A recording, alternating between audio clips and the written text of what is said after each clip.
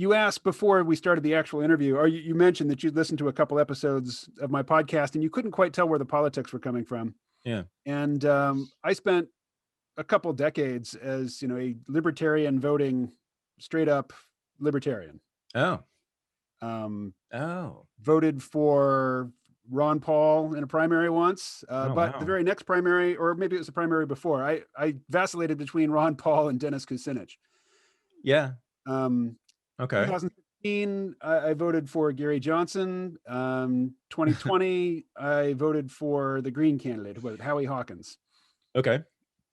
Basically, I mean, for a long time, I was libertarian, and then I started to. I think it was a new breed of libertarians. It was a sort of Ben Shapiro libertarians.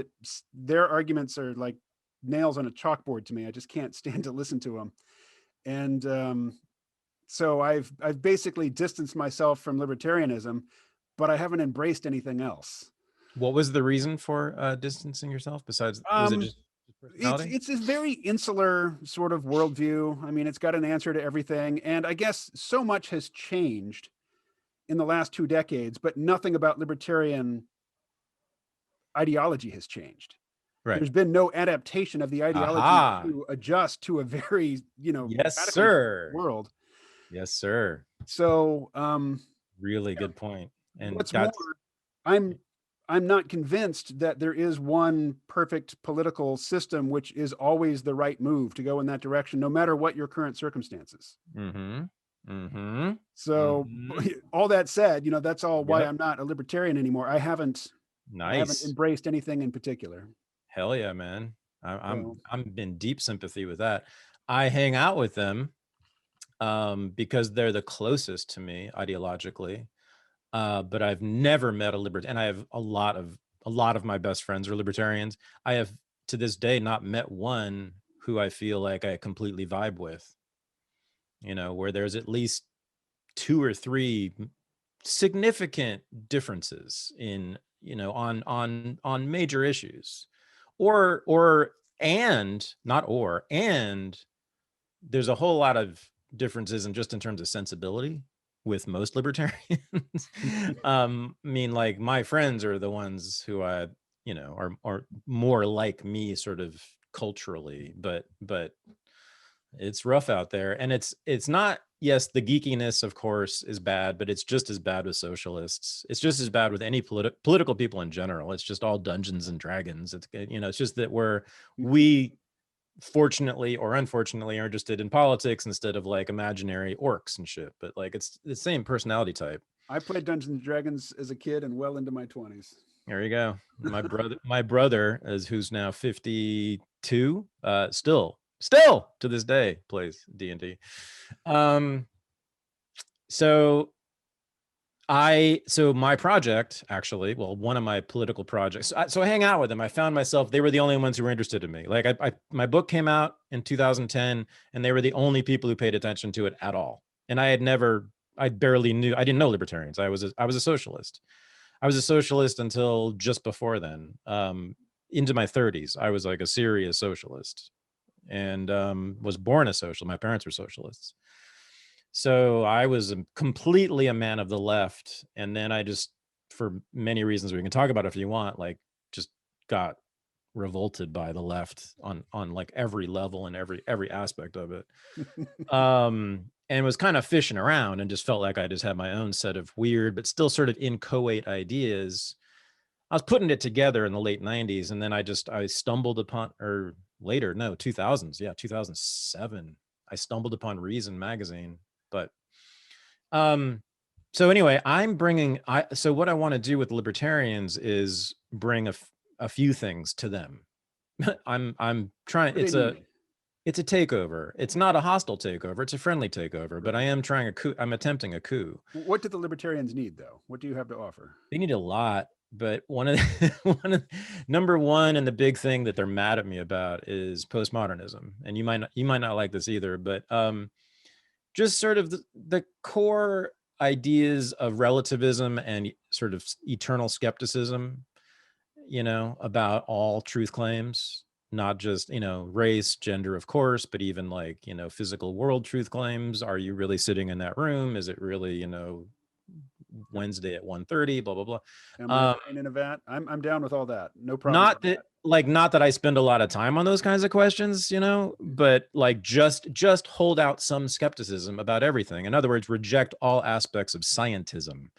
And one of my major problem with libertarians that I did not encounter with socialists. Socialists had different massive personality defects. The libertarian personality defect for me, and it's a really big problem, is that they're just like my dad. They are STEM related linear thinkers. Oh yeah. They all come out of STEM fields, or they're in something, even if they're like car mechanics, still it's like that kind of engineering mind. Right. Very linear, and that's why. So postmodernism is just like, what the fuck are you talking about? Of course this is real. Of course of course I'm sitting here. They can't do that kind of abstract thinking that you get in the humanities. Like the way I think is just standard totally in any humanities course at all, basically, right? And so they're very, they're very into like abstract absolute truth, and we just got to make the best argument to get people to the truth, and then when people see the truth, they'll all become libertarians. And I'm like, we got to get out of the old truth business to begin with. It leads us down all kinds of bad paths, one of which was racism, another was sexism, another was homophobia. Do I need to keep going? Right? It's like nationalism. Like each one of these biological truth claims ends in really bad places. So get out of that. But it's also, if you're really for individual human fucking liberty, freedom, right?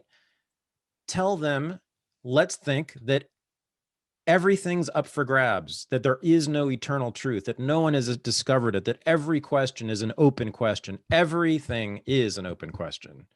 It's intellectualism too. It's like open inquiry. That's really, to me, the core of postmodernism is simply that. And so that's one thing I want to do with libertarians. The other is they need to, well, let's see. What do they need to do? I mean, there's a bunch of like superstitious shit. Do we want to get, I don't know how deep in the weeds you want to get into this, but like the non-aggression principle, NAP, is just like some voodoo nonsense to me. But it's also boring. I don't know. I'd say don't get any further into the weeds than, when you have to start explaining things like what is the non-aggression principle, then we should probably steer away from it, because I know my audience doesn't share my my cultural or my my formative trajectory. They didn't go through here's my other libertarianism.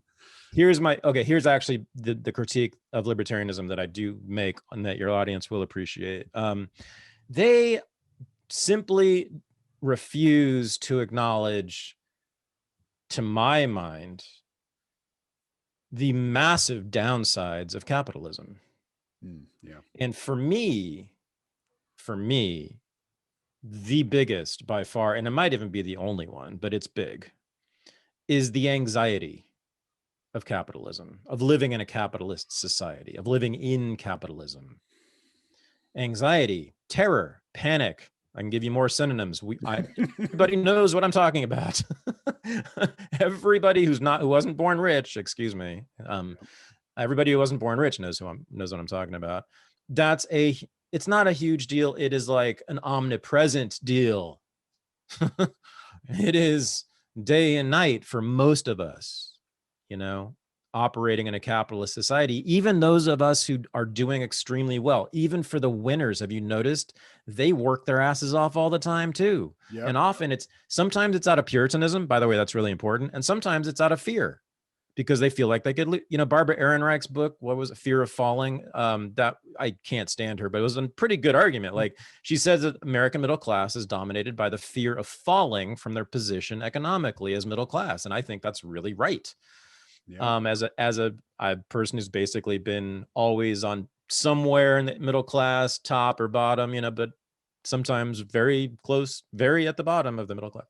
I get it. That's what I've always felt. I've always felt that. So, and the people who live paycheck to paycheck, which I have done many times, yeah, even the heroes, the entrepreneurs. I'm now an entrepreneur. Holy fuck, dude! Like, the anxiety.